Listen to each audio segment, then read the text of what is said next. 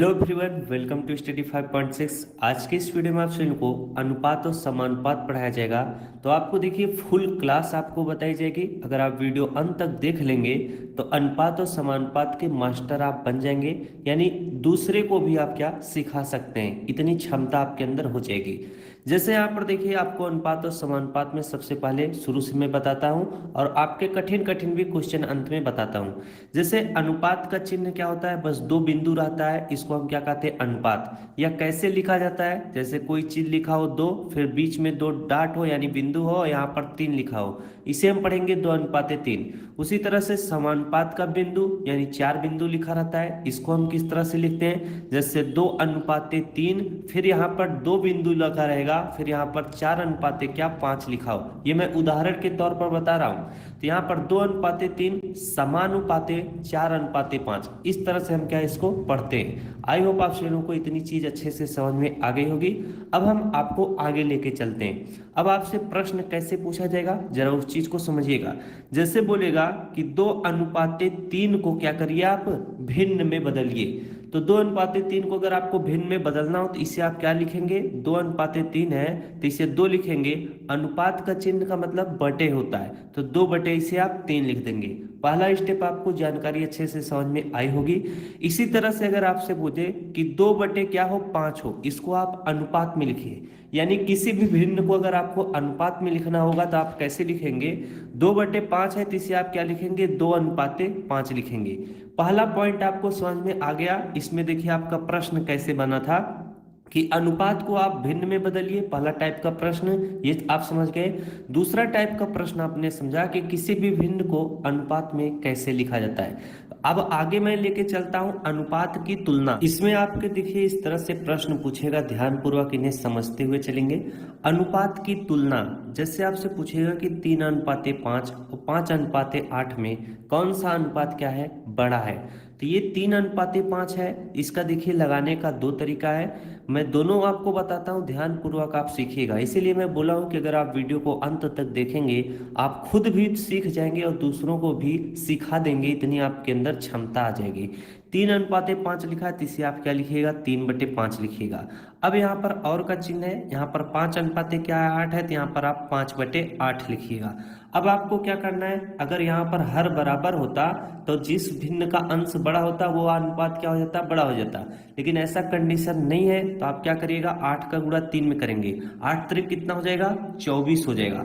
अब 5 का गुणा 5 में करेंगे, 5 पचे कितना हो जाएगा, 25 हो जाएगा। अब आपसे पूछा जाए 24 बड़ा है कि 25, तो आप कहोगे 25 बड़ा है, यानी 5/8। तो हमने 5:8 को ही 5/8 लिखा था। तो इनमें कौन अनुपात बड़ा है, 5:8 जो है क्या है, बड़ा है किससे, 3:5 से। पहला तो तरीका ये था। दूसरा तरीका आप ध्यान पूर्वक समझिएगा। दूसरा तरीका मैं आपको दूसरे वाले प्रश्न में बताता हूं, तब आपको समझ में आएगा। तो यहाँ पर आपको दो तरीके होते हैं, जैसे एक आपका यहाँ पर मैंने क्रॉस मल्टीप्लिकेशन विधि से बताया, दूसरा आपका एलसीएम विधि से होता है। अब ये जो तरीका है ये भी उसी में शामिल है, इस चीज को सीखना काफी आवश्यक है। जैसे यहाँ पर 40 पैसे अनुपाते 2 रुपए और 60 पैसे अनुपाते 4 रुपए में कौन बड़ा है। अगर इस तरह से आपसे पूछ दिया जाएगा तो आप सीधे से इसे बताओगे कि 60 पैसे अनुपाते 4 अनुपाते क्या है, बड़ा है। लेकिन लगाने का तरीका जरा सीखिएगा, शायद आप गलत भी बता सकते हो, आपको शुद्ध रूप से बताना है। 40 पैसे अनुपाते 2 है तो इसे आप क्या लिखिएगा, 40/2 लिखिएगा। ये क्या है, 60 पैसे अनुपाते 4 है तो इसे आप क्या लिखिएगा, 60/4 लिखिएगा।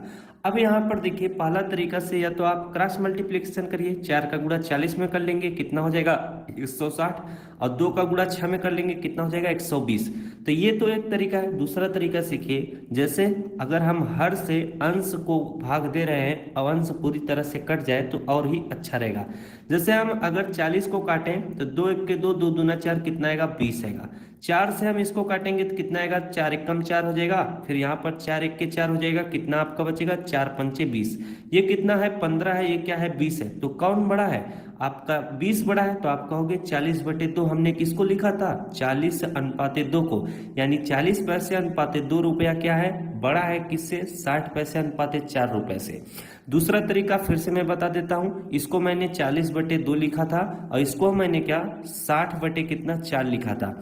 4 का गुणा हम 40 में करेंगे तो 4 चौक कितना हो जाएगा 16, एक जीरो है तो बढ़ा देंगे 160 बन जाएगा। 2 का गुणा 60 में करेंगे कितना हो जाएगा 120 हो जाएगा। 160 बड़ा है कि 120, आप कहोगे 160 बड़ा है यानी 40/2, तो हम कहेंगे 40 पैसे अनुपाते 2 रुपया बड़ा है किससे, 60 पैसे अनुपाते 4 से। इस टाइप के प्रश्न अगर आपको समझ में आ गए हैं तो अब हम प्रश्न को थोड़ा और बढ़ाते हैं। ये देखिए आपसे प्रश्न इस टाइप से पूछे जाएंगे। अगले टाइप के प्रश्न है अनुपातों का सरलतम रूप ज्ञात करें। इस टाइप से प्रश्न पूछेगा। जैसे यहाँ पर 2:16 दिया है, इसका सरलतम रूप क्या होगा, तो आपको इस तरह से लिखना होगा 2/16। अब आप इसे काट पीट कर सरल करिएगा। 2 एक कितना होगा 2, 2 8 कितना होता है 16, यानी 1/8 आ चुका है। तो इसे आप क्या लिख सकते हो 1:8 लिख सकते हो। इतनी बात समझ में आई। अब यहाँ पर 36 अनुपाते क्या है 72 है, तो इसे हम 9 से काट सकते हैं। 9 चौक कितना हो जाएगा 36 और 72 को काटेंगे कितना 9 8 72, ये 4:8 मैंने लिखा। अभी भी इसको आप काट सकते हो, 4 1 4, 4 दूना 8। इसे हम बटे में करके लिखते हैं। जैसे देखिए 36 बटे कितना 72। अब आप इसे काटिएगा 9 चौक 36, 9 8 72, 4 1 4, 4 दूना 8, यानी 1/2 आया है। तो इसे आप लिखिएगा 1:2। तो 36 1 36, 36 दूना कितना होता है वो 72 होता है। अगर आप कुछ टेबल ऐसे होते हैं जिनको आप याद रखा करिएगा, वो ऑटोमेटिक याद हो जाते हैं। तो 1:2 इसका क्या होगा सरलतम रूप होगा। इसका क्या होगा 2:16 का सरलतम रूप 1 क्या होगा 8 होगा। अब हम आपको आगे के प्रश्न की तरफ लेके चलते हैं। अब आपका शुरुआत होता है समानुपात के प्रश्न। अभी आप जितने प्रश्न देखे हैं वो सभी क्या थे अनुपात में थे। अब समानुपात में किस टाइप से प्रश्न पूछा जाएगा इस चीज को सीखिएगा। प्रश्न है कि 2:4 समानुपाते 3:6। कुछ इसमें मैं पहले बेसिक सिखाता हूं, इसके बाद आपको प्रश्न कराता हूं। जैसे यहाँ पर देखिए 2:4, जो 2 है और 6 है, ये आपका क्या कहलाता है, ये आपका बाह्य अनुपात कहलाता है, यानी बाहरी अनुपात। और जो आपका 4:3 है, यह आपका क्या मध्य अनुपात कहलाता है। इतनी बात आपको समझ में आ गई होगी। तो प्रश्न कैसे पूछा जाएगा अभी मैं कराता हूं। उसी तरह से 3 और 120 क्या होगा बाह्य अनुपात होगा, 18 और ये 20 क्या होगा मध्य अनुपात होगा। इसमें देखिए इसकी जरूरत क्यों होती है, जरा इस चीज को समझने का प्रयास करिएगा। आपसे प्रश्न पूछेगा कि क्या यह समानुपात में है, 2:4 समानुपाते 3:6। इसका कहने का मतलब होता है कि जैसे 2:4 है तो इसे आप 2/4 लिखेंगे। समानुपात का चिन्ह है उसे आप बराबर का चिन्ह लाएंगे। जो अनुपात होता है उसे आप बटे में लिखिएगा, जो समानुपात का चिन्ह होता है बराबर में। और 3:6 है तो यहाँ पर 3/6 लिखिएगा। अब आपको बताना है कि क्या 2/4 बराबर है 3/6 का, तो कैसे पता करेंगे। जब हम 2 1 2, 2 दूना 4 करेंगे, यानी 1/2 यहाँ पर आया, इसको काटेंगे 3 1 3, 3 दूना 6 करेंगे, 1/2 इधर आया, इधर भी 1/2 है, इधर भी 1/2 है। हम कहेंगे यह समानुपात में है।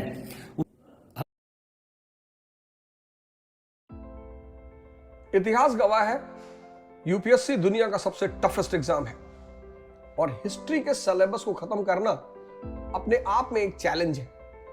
लेकिन सोचो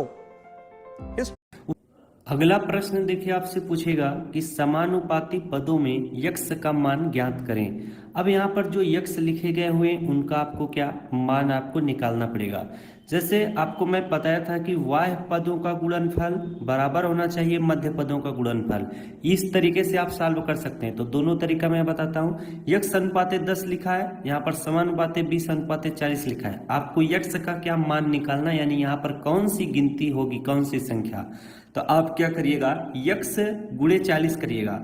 यक्स गुणे 40 करेंगे तो कितना होगा, चलिए यक्स गुणे 40 करेंगे बराबर हम करेंगे क्या 10 गुणे 20 करेंगे, यानी बाह्य पदों का गुणनफल होना चाहिए मध्य पदों के गुणनफल के बराबर। तो 10 गुणे हम क्या करेंगे 20 करेंगे।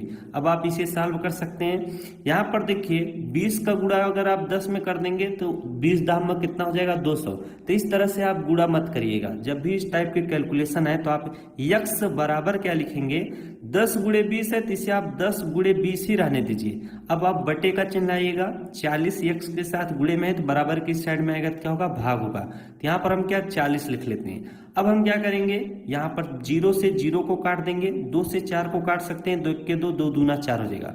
2 से हम 10 को काटेंगे, 2 पंचे 10 होगा। इस तरह से हम इसलिए आपको बता रहे हैं, इससे संख्याएं आसानी से कट जाती हैं। अगर बड़ी संख्या भी आ जाता तो आप उसे काटने में आपको समस्या होगी। तो यक्स बराबर क्या होगा, 5 होगा। यानी यक्स की यहाँ पर कौन सी संख्या होगी, 5 होगी। अब इस चीज को जरा सीखिएगा। यहाँ पर 30:120 है, तो इसे आप 30 बटे क्या लिखिएगा, 120 लिखिएगा। ये दूसरा तरीका है। समानुपात है तो बराबर का चिन्ह आएंगे। यक्स अनुपात 300 है तो यक्स बटे क्या होगा, 300 लिख लीजिएगा। अब यहाँ पर अगर आपको यक्स का मान निकालना होगा, ये थोड़ा कठिन तरीका है। वैसे आप इजी भी कर सकते हैं, कठिन भी कर सकते हैं। अगर आपकी प्रैक्टिस हो जाएगी तो आपके लिए सरल हो जाएगा। यहाँ पर हम क्या करेंगे, 30 का गुणा 30 के साथ, 300 का गुणा 30 के साथ करेंगे। 30 गुणे कितना हो जाएगा, 300 हो जाएगा। बटे में कितना 120 है, तो बटे में हम क्या करेंगे, 120 लिखेंगे। बराबर क्या होगा, बराबर आपका यक्स होगा। अब देखिए कौन सी संख्या किससे कटेगी। चलिए हम इसको 30 से 120 को काटते हैं। 0 से 0 कट जाएगा, 3 चौके कितना हो जाएगा, 12 हो जाएगा। 4 से 300 कटेगा, तो चलिए हम काट के देखते हैं। 4 1 के 4 हो जाएगा, और 4 सत्ते कितना होगा, 28 होगा। 2 बच रहा है, तो 4 पंचे कितना हो जाएगा, 20, यानी 75। यक्स बराबर 75 आया है, तो हम लिखेंगे यक्स बराबर क्या होगा, 75 होगा। यानी यक्स की यहाँ पर क्या होगा, 75 होगा। इस तरीके से आप ऐसे प्रश्नों को क्या करेंगे, सॉल्व करेंगे। अधिकतर ऐसे प्रश्न आपसे पूछे जाते रहते हैं। लगभग आज के लिए मैंने सारे प्रश्न करा दिए हैं। आज के लिए बस इतना ही। आप इन्हीं सब पर क्या करिएगा, प्रैक्टिस करिएगा। यही क्या है, अनुपात और समानुपात के बेस है। जब आपको ये चीजें आती रहेंगी तभी आप समानुपात और अनुपात के बड़े बड़े प्रश्नों को सॉल्व कर पाएंगे। तो मिलते हैं आपसे नेक्स्ट वीडियो में। अगर जानकारी अच्छी लगी तो वीडियो को लाइक कीजिएगा। Thanks for watching.